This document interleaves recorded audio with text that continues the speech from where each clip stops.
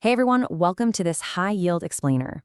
We've designed this specifically to get you absolutely ready for your Week 4 quiz on medications and metabolic disorders. So, if you're a nursing student looking for a really comprehensive overview of chapters 9 and 20 to totally ace this upcoming assessment, well, you're in exactly the right place.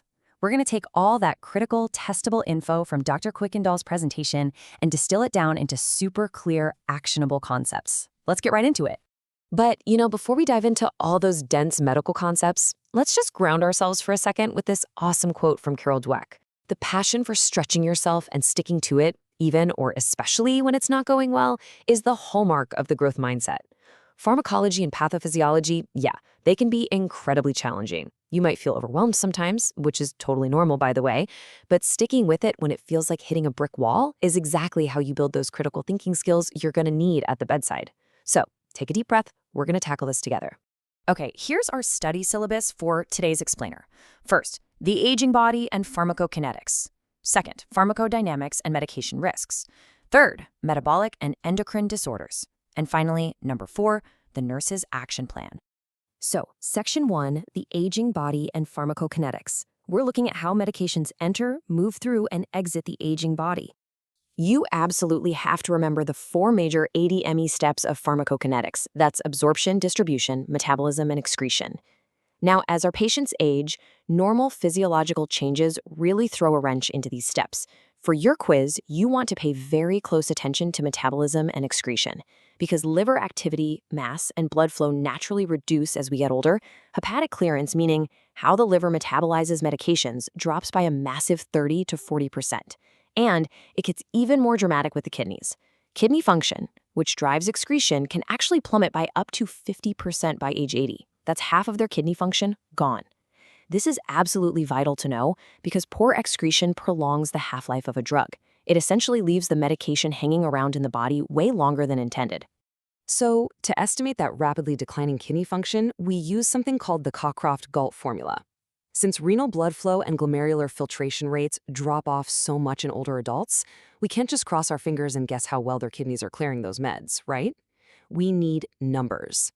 This formula gives us a solid, calculated estimate by factoring in 3 main things: the patient's age, their lean body weight, and their serum creatinine levels. Oh, and there's a slight adjustment made to the math if the patient is female. Now, to truly grasp why that formula matters so much, we have to look at creatinine clearance. This is essentially our baseline measurement of the glomerular filtration rate, or GFR. Simply put, this tells us the exact number of milliliters of filtrate made by the kidneys in 1 single minute. Your estimated GFR is going to rely heavily on serum creatinine, age, gender, and race. Understanding this is what helps you, the nurse, recognize when a standard by-the-book medication dose might actually be dangerously high for an older patient whose kidneys are, just filtering way slower than a younger adult's would. Okay, let's pause for a quick knowledge check straight out of your lecture materials. Let's see if you caught that. Imagine you're right there at the bedside and you're preparing to give a medication to an older adult. What age-related physiological change should you be thinking about when it comes to their dosage? Is it, say, increased liver metabolism?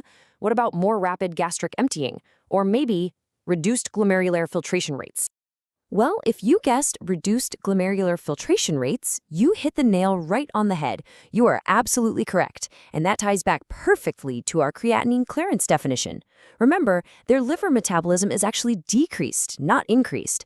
And gastric emptying? That generally slows down as we age. It definitely doesn't speed up. So decreased GFR is the absolute key physiological change you need to lock into your brain for this exam. Moving on to Section 2, Pharmacodynamics and Medication Risks.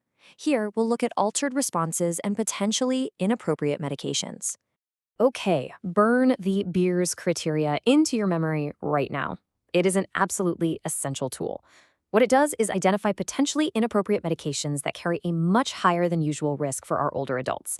Basically, it means the potential for harm with these drugs is far greater than any potential benefits. It's actually so important that it's strictly incorporated into long-term care regulatory policy and quality measures. Seriously, if a prescriber uses a do not use medication from this list in a long-term care facility and they don't explicitly document an overwhelming benefit for doing so, it's legally considered medication misuse. It's a huge deal. Now, understanding exactly why certain drugs are risky is totally crucial here. For instance, you really have to watch out for highly protein-bound medications, things like glipizide, ibuprofen, and warfarin. Here's why.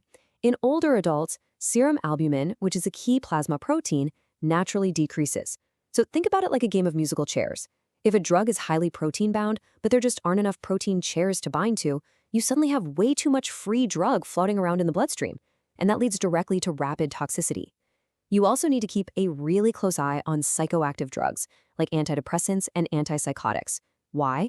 Because age-related changes actually cause an increased sensitivity in the brain's receptors to these specific agents.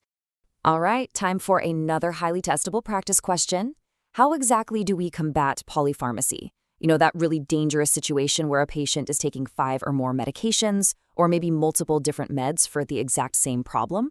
So as the nurse, what should you do? Would you give all the medications to a family member to manage? Would you encourage them to refill everything all at once? Maybe transmit prescriptions electronically? Or would you obtain a complete medication assessment? If you said obtain a complete medication assessment, you got it. That is the most effective clinical solution, and it's absolutely the correct answer you want to pick for your quiz. You have to get a complete, super thorough medication assessment with each and every single patient encounter. This is literally how you catch those inappropriate interactions, the overprescriptions, and those potentially harmful combinations before they turn into a nasty adverse event. It's not a one-and-done thing. It's a very active, ongoing nursing responsibility. Let's transition over to Section 3, Metabolic and Endocrine Disorders. We're looking at high-yield cues and variations specifically in older adults. I want you to think clinically for a second.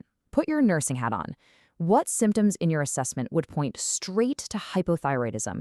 Imagine you're looking at a multiple response question on your exam, and it lists things like fatigue, weakness, slowed thinking, heat intolerance, and heart palpitations.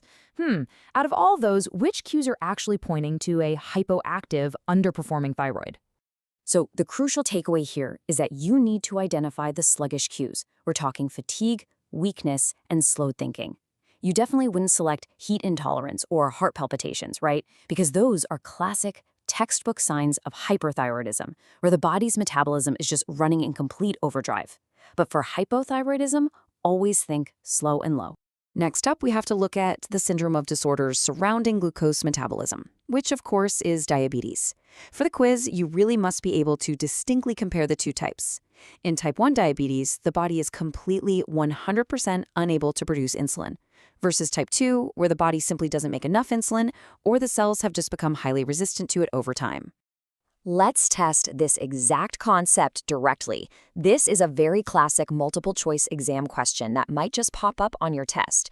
When you're looking at populations, and particularly focusing on our older adult patients, what would you say is a major demographic or physiological difference between these two types of diabetes?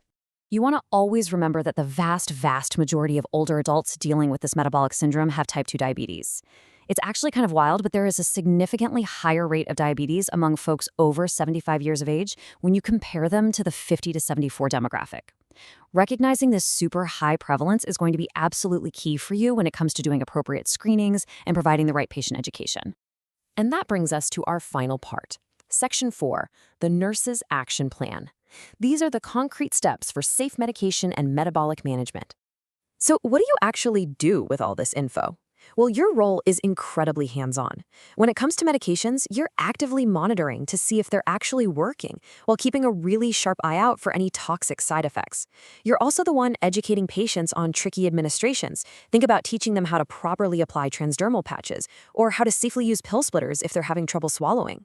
Now, for metabolic disorders like diabetes, your main goals are strict blood glucose control to lower the risk of complications, performing those routine, super thorough foot care exams, and teaching your patients exactly how to handle their condition on their sick days. Really, you are the crucial line of defense in managing all these complex age-related changes. All right, as we wrap up this explainer, I'm going to leave you with a little food for thought. This is a lingering critical thinking question straight out of your lecture slides to help guide your independent study time. Based on everything we've just learned about the aging body, what are the potential dangers of osteoporosis? I want you to really think about bone density, fall risks, and how that altered drug distribution we talked about earlier might further complicate a patient's recovery if they do get hurt. Keep all that in mind as you review your notes. Good luck on your Week 4 quiz. Stick with it, Have a growth mindset, and you are going to do amazing. You've totally got this.